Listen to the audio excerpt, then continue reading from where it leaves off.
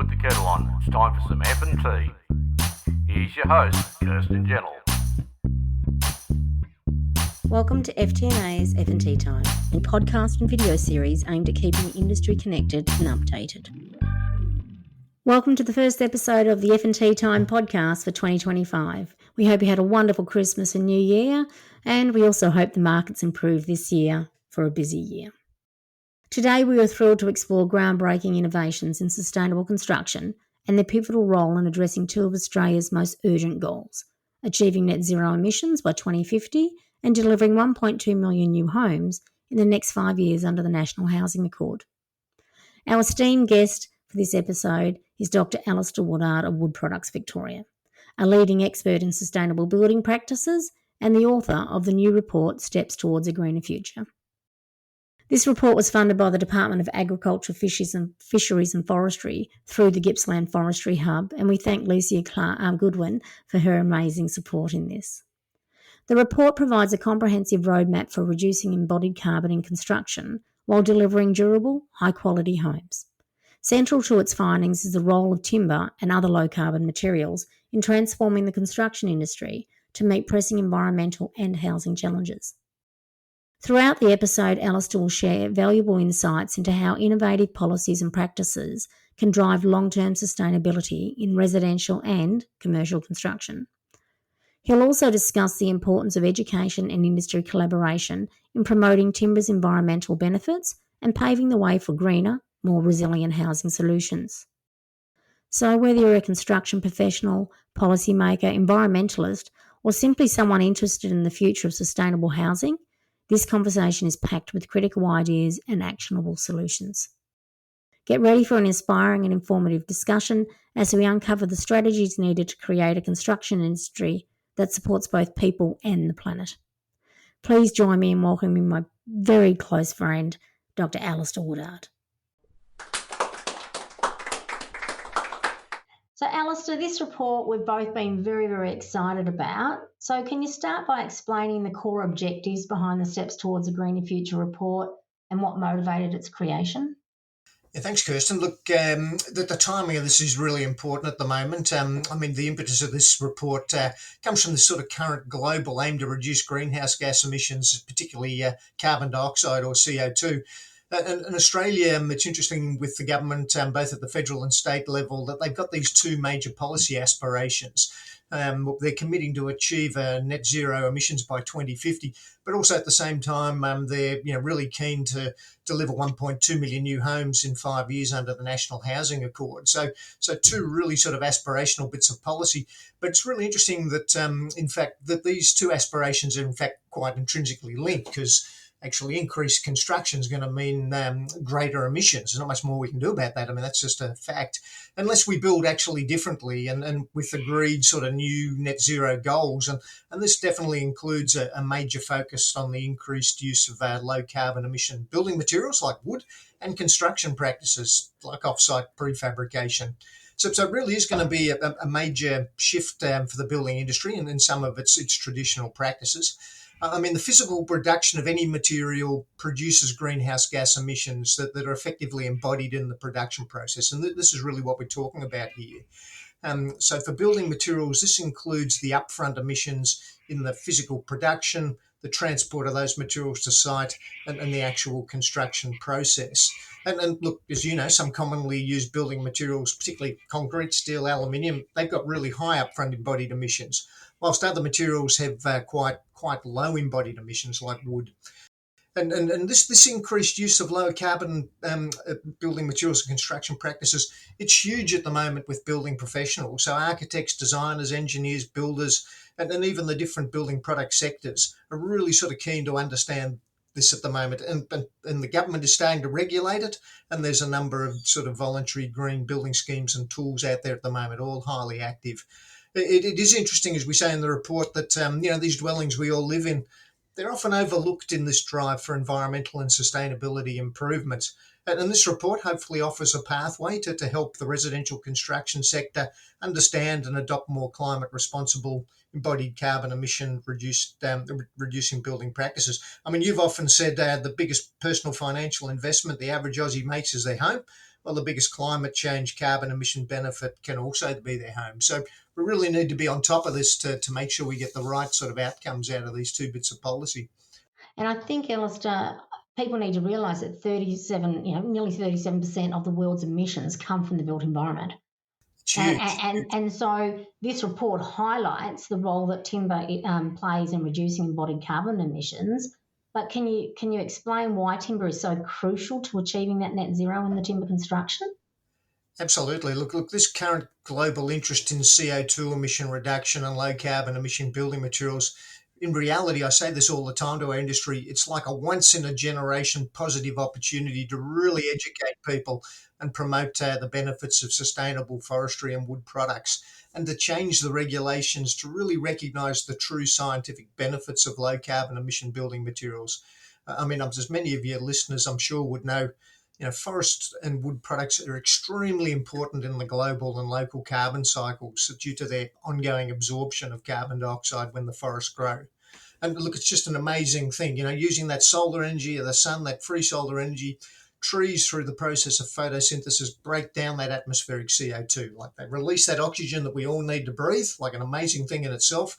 And then they store that carbon in the woody mass of the tree and in its leaves, its needles, its roots, and its soil. And then those wood products that we then harvest and take, they continue to store the carbon for life, or further lives, if we use it once and we recycle it into something else. And we keep storing that carbon until finally the carbon's naturally released back to the atmosphere, whether that's through fire or decay. Or interestingly, if it actually goes into landfill or underwater, as we've sometimes seen, where there's no oxygen, that carbon can remain pretty much stored indefinitely. So it's such an amazing product. And the importance of wood products from sustainably managed forests as a natural, renewable and carbon sequestering climate change positive material, it's well recognised and accepted globally. Like lots of other countries understand this far sort of better than we do here in Australia. So really, if we're using more bio-based low emission building materials, and particularly when we can use them in substitution to replace a high emitting building material, it's really a positive way we can help achieve some of these net zero targets within the construction sector. So a really exciting story for the industry, with all of these things that are happening at the moment. We just need to be part of it. Totally agree. And it's amazing how many people think that once a tree's fallen, you lose the carbon. And I remember speaking to an actual government bureaucrat very high up in their environmental policy, and they went, no, once the tree's cut down, you lose the carbon. I went, and I'm slamming the table and saying, hey, mate, 50% of this timber table is carbon. And it's just, to me, it's such an easy argument, but it's just so hard. And I suppose that's why with your 23 recommendations, you've got that education about the importance of wood. But the 23 recommendations cover government policy, voluntary initiatives, projects or ideas for the wood products industry, and of course the education. But out of those 23 recommendations, is there any that you see as the most urgent that we must tackle? Yep, and look, I agree with what you say. It's frightening how sort of ignorant people are on some of this topic, and it is such an evolving topic at the moment, and it can be quite complex. So it is important people do understand it. But yeah, it is scary when you hear stories like you just said a second ago from people that are meant to be regulating what we do, like simple bits of science they just don't recognise. But look, you're right. I mean, we've got 23 recommendations in the report across the 4 themes for action: government policy, voluntary initiatives, wood products industry, and education. And I think one of the benefits of the report is hopefully now it explains this important topic in a far more easily and understandable way. And really importantly, what it does now is it provides a clear roadmap as to what the forest and wood product sector needs to be doing. Look, in reality, all the recommendations are urgent, I reckon, but for different parts of the supply chain and the people and the organisations who, I guess, look after those different areas of the supply chain. I think, as we've just said a second ago, I would have thought the education theme is probably definitely the most urgent, because we definitely need to improve people's understanding and literacy around this embodied emission topic. Because as we said a second ago, the concept and details, sometimes they're not simple, and the language and the support programs are really rapidly evolving. So people do need to understand it to make sure we get it right. And look, to give you guys credit, FTMA has been a great champion here with its Carbon Warrior program. informing and empowering your frame and truss fabricator members nationally on this sort of topic. And FWPA and Wood Solutions, they've also produced some really excellent publications on embodied carbon. And obviously, they continue to run the Ultimate Renewable campaign to try and explain the environmental and sustainability of benefits of wood to consumers and building professionals. So it's really critically important that we keep all of the education stuff and about wood's values going, absolutely.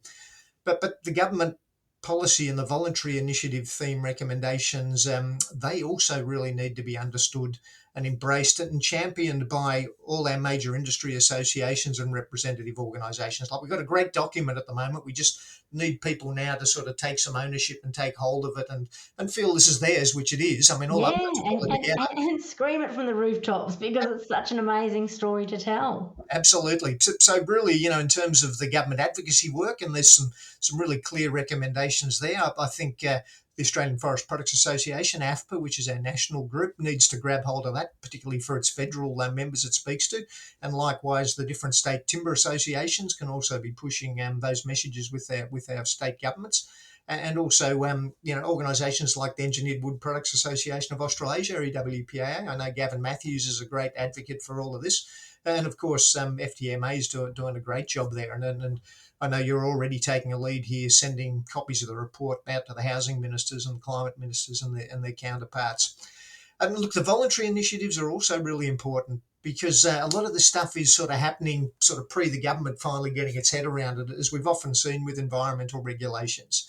So again, it's really important, AFPA and you guys, FTMA, and also with some of this sort of less government advocacy work, but more educational work, that organisations like FWPA, who can do this, and Responsible Wood and others, that they also sort of take forward some of the voluntary program recommendations. Like, there's a whole host of groups out there at the moment. I don't know if your listeners have come across them all. They've probably heard of the Green Building Council of Australia. They're very active. That there's others. This Australian Sustainable Built Environmental Council, ASBEC, which is really sort of championing stuff at the moment, and we've worked closely with them around the report. Groups such as the Mature Embodied Carbon Leaders Alliance, MECLA, which has got all of the different industry groups coming together. Neighbours, which is a sort of commercial-based rating tool. It's really driving this embodied emissions message out there, which we've been doing a lot of work with. And as we start to see that move into residential requirements, we're doing some work trying to get the New South Wales Basics Energy Efficiency Program on track. They're a little bit off track at the moment, but we'll get them there in the end. And people like EPD Australasia that produce the environmental product declarations, which sort of capture some of these numbers. But like all of these groups, we need to work with from a timber perspective to make sure they understand the benefits of timber and we get the best outcomes for timber. Because I can really tell you that these associations, these organisations that are doing this stuff, that our competitive product sectors are highly active with them. I mean, they realise that they've got issues they need to protect, and they're protecting their sort of current business as usual markets and products as hard as they can. Like, they're putting lots of money into protecting their products, whereas we've got the opportunity to be putting a lot of effort in here to really promote the opportunities that we have. So, yep, look, it's hard to sort of say any one of the recommendations is most important, but they'll be important for sort of different sectors. And I think that's the importance going forward. At least we've got a roadmap now that people... Yeah, we've got a roadmap. We've got an amazing story to tell. And I think, like, when the government came out with their National Housing Accord saying we want to deliver 1.2 million homes in the next 5 years, the immediate response from everyone was like, how? We've never built that many homes ever. But how does the report align with this target and help the government address those long-term sustainability goals, Alastair? Yeah, really good questions. Like, 1.2 million new homes in 5 years is definitely a lofty aspiration. Yeah, no doubt about it. I mean, it means 240,000 new homes built annually nationally. So it's effectively an additional 80,000 dwellings a year nationally. I mean, as you say, that's far more than we've ever done. Yeah, I think everyone realises that is an aspirational sort of target. But look, it's great that the government's out there and encouraging that. They've got a target anyway, yeah. Yeah, absolutely. And look, I guess we got to be realistic about this. We know at the moment, the home market demand and activity is still a bit varied at the moment. Like, it's up in some states, down in others. But look, I think all the pundits are seeing 2025 there's a lift in home construction to meet some of these needs. And that's going to include traditional detached housing as well as more multi-residential living.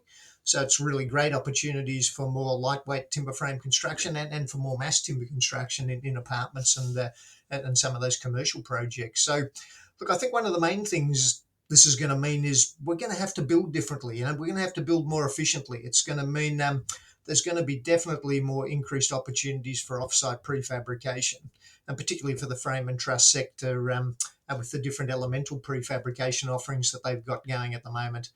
I mean, adding value in the factory and doing that work in the factory, it saves the builder time on site, and it lifts, money. it Yeah. lifts their productivity, and then can definitely save them money. So really, if we're going to go anywhere near to meeting some of these new building aspiration targets, we're definitely going to need to be doing things more efficiently and effectively. And so that's definitely an opportunity where low emission sort of processes and systems like timber can really sort of help to assist. And look, reality is there's definitely going to be more future government regulation coming in around this area, around low emissions and sustainability goals.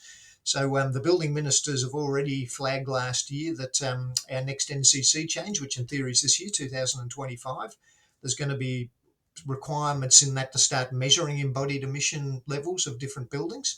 And then they're saying in 3 years' time, the next change for NCC 2028, that they're expecting there'll be mandated specific embodied emission levels for different building types for both commercial and residential. So that they definitely see this as part of that bigger picture with delivering the new homes. They want to do new homes in the future.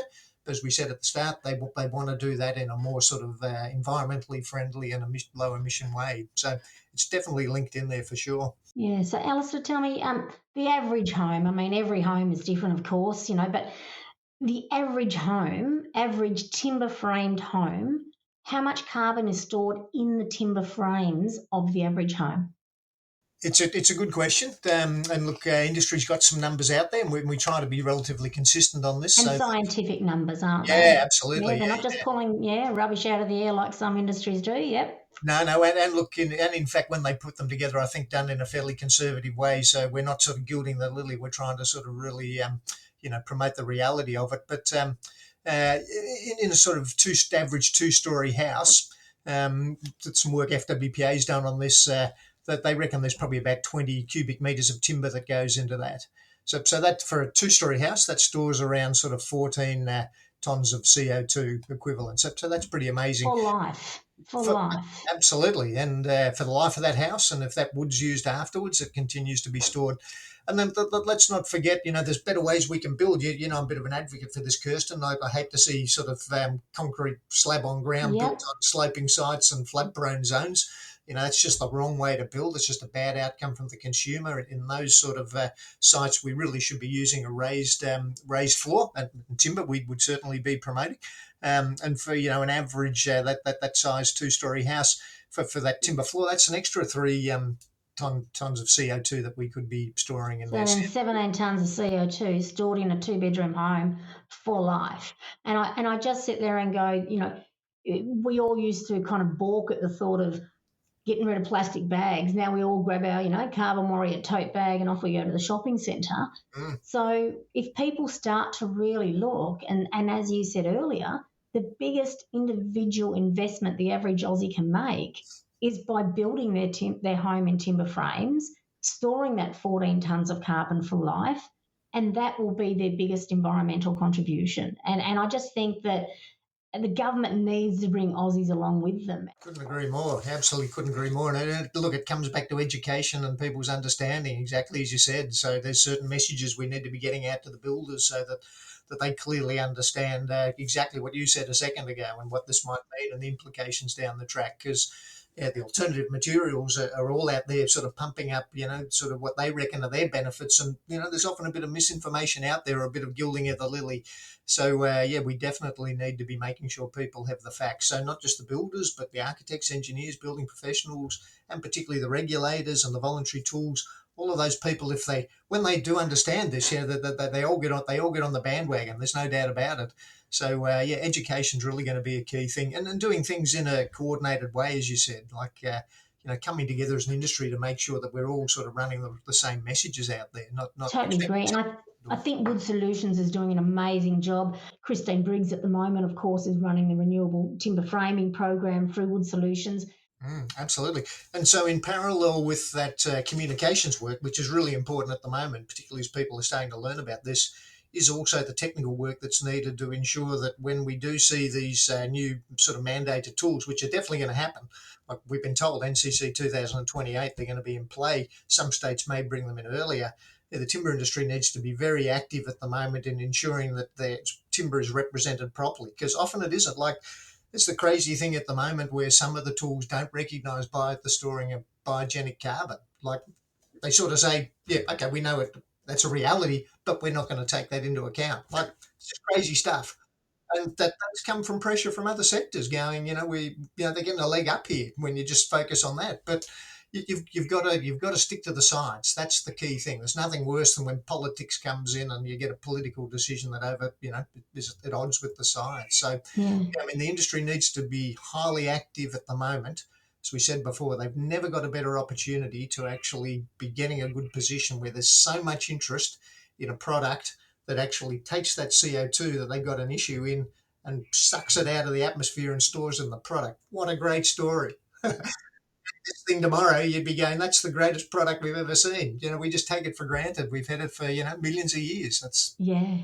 And do you want a product that, let's face it, the average, what is it? I think it's the average 3-bedroom home grows back in 150 seconds. yeah, Like, yeah. that's no bullshit. That's science that's backed up. If you have a timber framed home, it grows back in 150 seconds.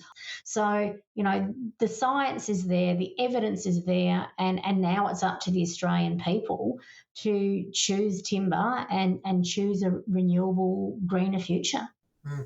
But look, a couple of good points you did make there also, Kirsten, that, and it's not usually the area we're in, we're more at the market end, but you mentioned how quickly timber grows back. Well, that determines, it's determined by how much plantation area you've got actually, or even native forest, if it's included, you've got in the mix there.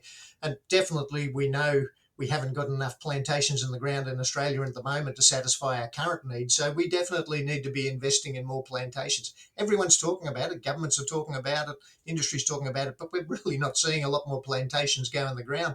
But as soon as you stick that seedling in the ground, you're starting to do that CO2 absorption. Like, it's almost like an instant benefit you're providing. Yep. And the more of this we can get in the ground, the more of that CO2 we can absorb, the quicker, in effect, your house grows back because we've got more volume out there. And So, there has been some great government policy changes around water, around the recognition of the carbon credits. So there's been some amazing stuff done in the last 12 to 18 months or 2 years, thanks to people like AFBA. And I know Mick Stevens from Timber Queensland had a big role in the water one. So I think that there are some great benefits, and we will see more plantations in the ground. And that's something we need to continue to push. So, Alastair, finally looking ahead, what steps do you believe are essential, to ensure the adoption of the recommendations, the report's recommendations, and can listeners do anything to help? absolutely, no, absolutely. No, as I say, and look, I've emphasised it all the time, we're never going to get a better opportunity to get out at the moment and do this promotion. I mean, but we'd be mad if we weren't doing that. And as I say, the other sort of industry sectors which are getting negatively impacted upon this are putting millions and millions of dollars into actually protecting their turf. So we really should be out there maximising this understanding, promotion, technology transfer. And then that, as we've said all the way along here today, that requires all of the different associations and organisations working together. It'd be great actually if we established a formal group that actually came together. I don't know, a low emission bio-based product built environmental carbon group is what we suggested as one of our recommendations. Like, get everyone together to actually strategically talk about this and work out who's going to do what and how do we fund it and really get stuff happening. Let's not just sort of let it fall by the wayside. So that requires all of the different associations to be involved in the different areas. But really, yeah, the supply chain companies can also get right behind this. I mean, obviously, with your members, with the frame and truss sector, you already got your fantastic Carbon Warrior program, and I'm sure you've got lots of people signed up for that, but get them involved. I mean, what will happen if you produce a product going forward is that you're going to need to report your carbon emissions, and you do that through a thing called an environmental product declaration. And industry has a number of, through FWPA, industry average values there, which are very useful when you're doing sort of initial assessments. But ultimately, companies are going to be required to produce an EPD for their own products. So if people haven't done that, probably less so an issue for your members who are fabricators, but those producing products, they should really get those EPDs underway. And again, if we do that collectively, we can usually do that in a more cost-effective way. So the supply chain is really important as part of that. But really, I guess anyone in the supply chain, all the companies, they just need to look how they embrace in their promotion and branding, the messages that support this sort of low emission and positive carbon benefits of wood products. So there's lots of things we can be doing. So I really would encourage your listeners to download a copy of the new Steps Towards a Greener Future report, have a read. I think it's a pretty easy read, and I'm sure they'll get a lot out of it. And I'm sure that they've got some great ideas of what they think might need to be done also. So, we'd be interested to hear those as well. So perhaps they might contact you, Kirsten, your listeners, if they've got and some I think it's important to note, Alastair, that you don't have to be a technical person to read the report and understand it. It's written in a way that the average Joe can pick it up, read it, and it's so easy to understand, and it's common sense. I mean, unfortunately, in this day and age, nothing's common about common sense, but in this regards, we hope that people do embrace it and all help us push the message that timber stores carbon for life, and if we're going to have a greener future, we need to use more timber in construction. Absolutely. Couldn't agree more. Yeah. So, Alistair, before we finish, last year you shocked the industry when you said when you reach your birthday, which I think is next month, that you're going to start to wind back. You have been an amazing, and I know the FTMA members just love you. You've spoken at so many conferences and events over the years. You've helped with our strategic technical committee, and I hand on heart, you're one of my favourite people in the industry, as you know. So on behalf of the FTMA members, I do want to wish you good luck with your semi-retirement as you approach it. And I'd just like to thank you, because our industry is a better industry thanks to the work that you've done. And if we could have 100 Alastairs, we'd be an industry kicking ass all around the world. So I just do want to say thank you, Alastair. It's been absolutely amazing working with you in my 16 years in this role, and you're one of the best in the industry. So unfortunately, retirement does come around, or hey, fortunately for you, but as an industry, I just hope that your legacy and documents like this are your legacy, and I just thank you for everything that you have done for the frame and truss sector and for the wider forest and wood products industry. I think our relationship goes back nearly 25, 30 years now, and it's just been amazing working side by side. So I just wish you all the best for your retirement, Alastair, and thank you for everything that you've done. No, thanks, Kirsten, and all that right back at you. You guys do an incredible job with a small group but a really dynamic team. So, no, well done, and thanks for inviting me to come along today to chat about this great report. Yeah, it is a bit of a legacy project. I've loved this sort of stuff for years, so I'm glad to finally leave this behind. Hopefully we've got a good roadmap industry can deliver something on. So thanks once again. And now it's over to industry to actually use the report and do this. So thank you very much, and we look forward to catching up and continuing the friendship into many years to come. Thank you. Thanks, Alastair. Thank you, Alastair, for joining us today and providing such valuable insights into the Steps Towards a Greener Future report. Alastair walked us through the report's core objectives, emphasising why timber plays a pivotal role in achieving net zero targets within the construction industry, which contribute nearly 37% of the world's emissions. Through 23 practical recommendations spanning government policy, voluntary initiatives, the wood products industry and, of course, education, the report lays a clear pathway forward. Alastair highlighted some eye-opening facts. For instance, an average 2-storey home stores 14 tonnes of carbon for its lifetime, and a 3-bedroom home's timber frame can grow back in just 150 seconds. This underscores why timber truly is the ultimate renewable building material. On behalf of FTMA Australia, we wish Alastair the very best for his impending retirement and extend our heartfelt gratitude for his incredible contributions to the forest and wood products industry. With over 3 decades of dedication, Alastair has made a lasting impact on the industry that will be remembered for many years to come.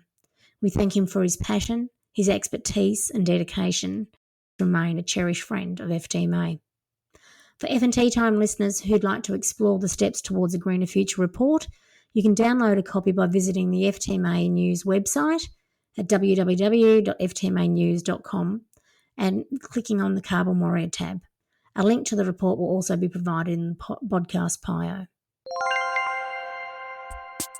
Once again, thanks for tuning in to F&T Time. We look forward to bringing you more inspiring conversations in the near future, so stay tuned. Thanks everyone and have a great day.